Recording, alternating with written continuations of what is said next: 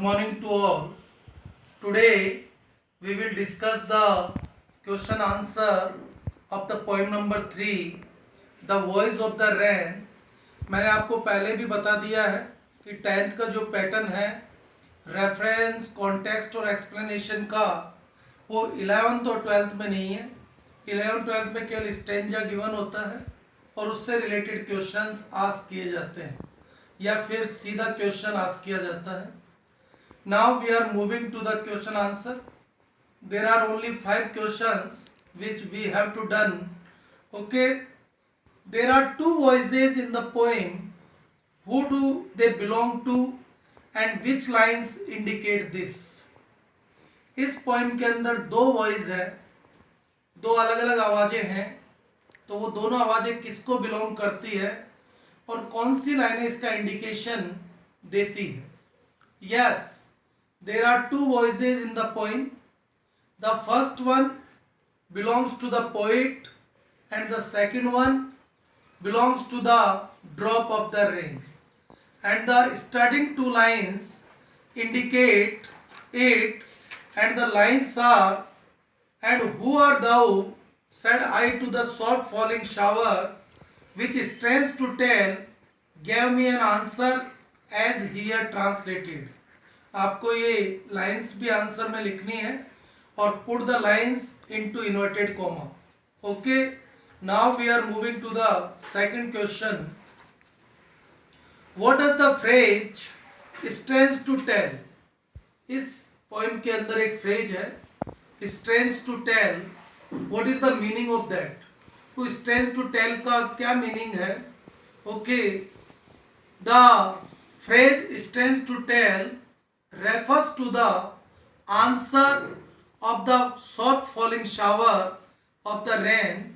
When the poet asks a question to the soft falling shower, it answers, and that is very strange. The voice of the rain is a strange thing, a strange incident. Okay, this is the question number 2. Now we are moving to the third question. There is a parallel means similarity between rain and music. Which words indicate this? Explain the similarity between the two. Rain और song के बीच में एक similarity, एक parallel को show किया गया है. तो वो सिमिलरिटी क्या है, वो पैरेलल क्या है, वो आपको एक्सप्लेन करना है. Now listen. There is a big similarity between the voice of the rain, the soft falling shower and the song. Both raise from their birthplace, and after fulfilling their motive, they return to their origin again. Okay, this is the answer number 3. Now fourth question जो है वो science से related है.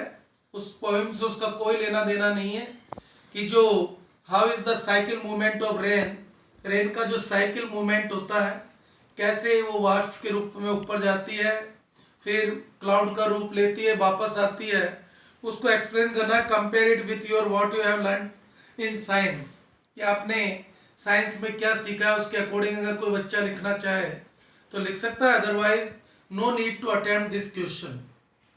Why are the last 2 lines put within brackets?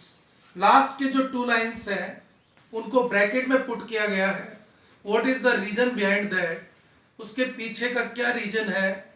Yes, the last 2 lines are put within the brackets because those lines are not the part of the poem. Those lines have been used only for showing the similarity between the song of a poet and the voice of the rain or soft falling shower. Both raises from their birthplace, origin, and after fulfilling their motive, aim, target, objective, they return to their origin. Okay, now sixth question.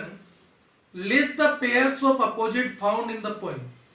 इस poem के अंदर कुछ opposites के pair आए हैं तो वो आपको फाइंड आउट करने हैं.